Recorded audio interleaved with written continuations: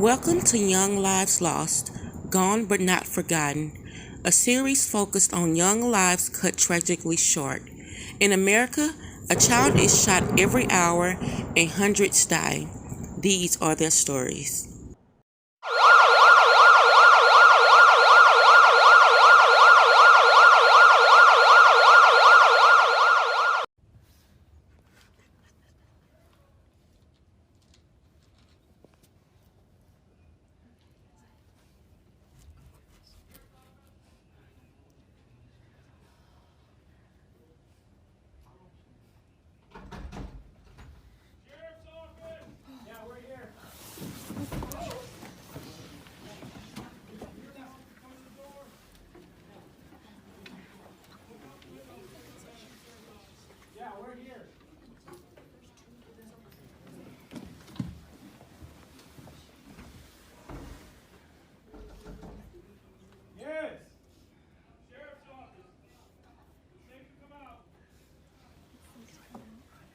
Yeah, he said it's safe to come out.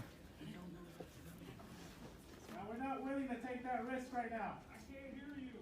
We're not taking that risk right now. Okay, well, come to the door and look at my bag, bro. No.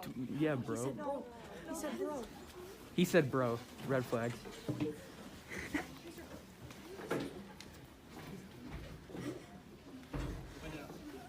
Go.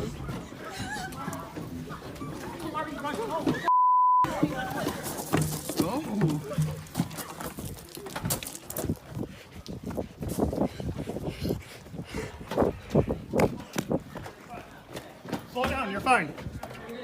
Slow down. I want you to drop backpacks. You're okay. We're okay. Drop your backpacks. Still. Christy? Yes. Thank you. Drop your backpacks! This is the story of 14-year-old Hana St Juliana. Hana St Juliana usually walked to the bus stop near her Michigan home, but the weather on this Tuesday in late November was so cold and overcast, her father offered to drop her off. As she climbed into his SUV, the 14-year-old had so much to be excited about. That evening, she was playing in her first official basketball game of the season. Her whole family, her mom, her dad, younger brother, and older sister planned to be there. There weren't many players on Oxford High School's freshman girls team, so Hana was getting more playing time as a guard than she'd expected. Naturally athletic, she had taken easily to the sport. Still, Hana wasn't sure if she'd stick with basketball when the season ended or try something else. This was typical of a teenager's friend described as having a million hobbies. She'd grown up in the shadow of her sister, Raina, who was a junior and seemingly good at everything. Recently, though, Hana felt like she was finally finding her own identity. She was the funny one, with a sarcastic streak that made people laugh. She was detail-oriented and creative, too. Her nails were always perfectly painted, and she made ceramics that she displayed in her father's basement office, among them a miniature bathtub with a rubber duck floating on the water's blue surface. For Christmas, she put together a 10-hour playlist of holiday music. Since Hana and Raina had begun attending the same high school, they stopped fighting as much and grown closer. Still, one thing continued to cause conflict: their heights. The girls were constantly vying to be the tallest, standing on their tiptoes in family photos. At 5'7", Hana always won. A 15-year-old student is in custody as police work to find out what led up to the fatal shooting at the school about an hour outside of Detroit. The sheriff revealing late tonight that the gun used in this shooting was bought just a few days ago by the suspect's father. ABC's Morgan Norwood has the very latest developments. Armed with long guns, authorities rushing to a scene that's sadly become all too familiar in America. A gunman opening fire inside a school, sending students, teachers, and parents scrambling for safety. Medical helicopters arriving to whisk injured students to the hospital. They're requesting medical assistance. Multiple ambulances if possible. The chaos unfolding at Oxford High School just north of Detroit. 3 students were killed, 8 others shot, including a teacher.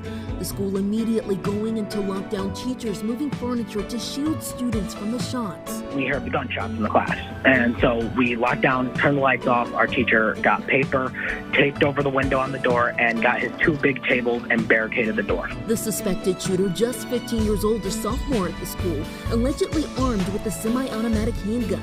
Authorities say the entire ordeal lasted just 5 minutes before he surrendered to deputies. He fired multiple shots. We're thinking, 15 to 20 shots that were fired. Authorities combing through the scene late into the evening, executing a search warrant at the suspect's home, looking for anything that points to a motive.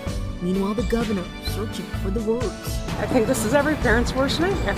Tonight, a community coming together to remember the victims of this tragedy. Morgan Norwood, ABC News, Los Angeles. That was the big joke, said their father, Steve St. Juliana. Hana was just a couple inches taller, but it would drive Rena crazy. Both girls spoke fluent Japanese. Their father was from Michigan's Upper Peninsula.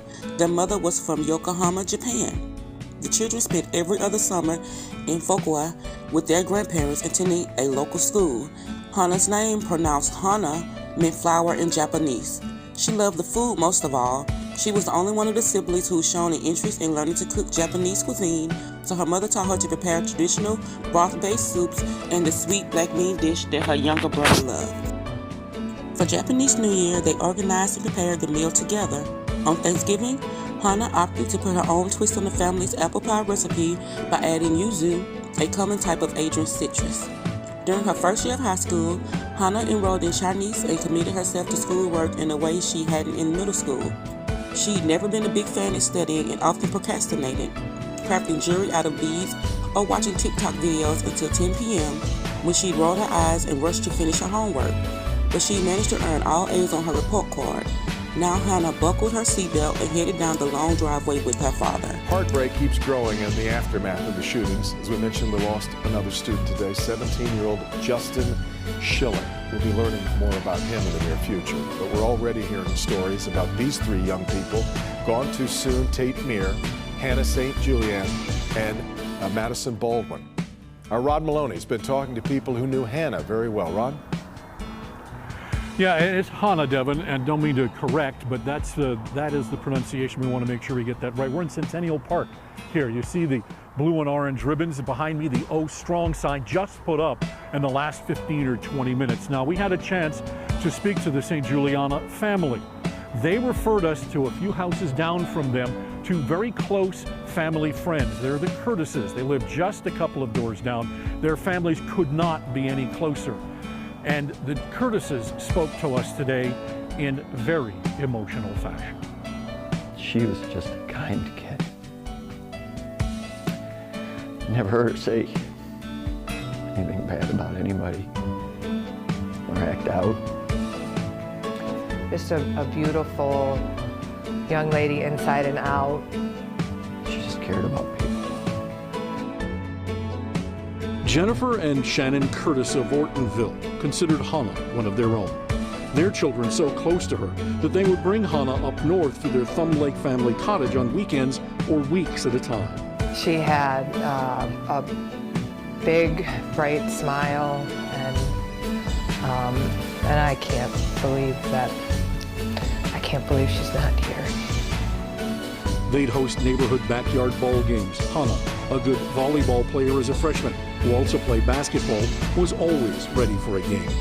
The families even roasted chestnuts together 2 weeks ago. But yesterday, as they stood outside the Meyer store with the St. Juliana family, the crushing blow came. Sheriff's deputies telling Hana's parents that she wasn't there for pickup. She'd been murdered. It was the saddest, most difficult thing I've ever done. The most single, gut-wrenching experience of my life.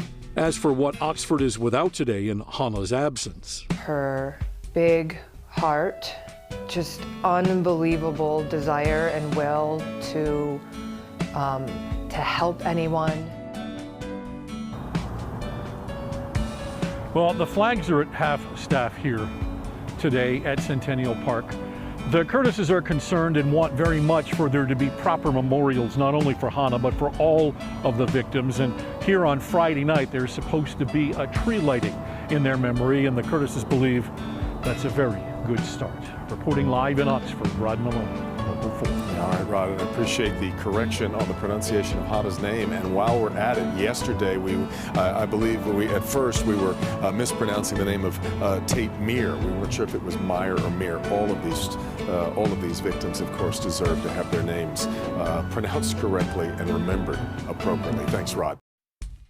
It was November 30th. In just a few hours, a 15-year-old with a semi-automatic handgun will open fire in a school hallway, killing Hana and 3 of her classmates.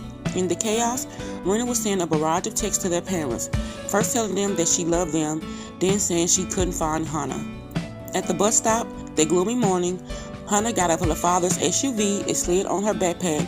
She flashed her trademark smirk at her dad. He watched as she boarded the bus for the last time.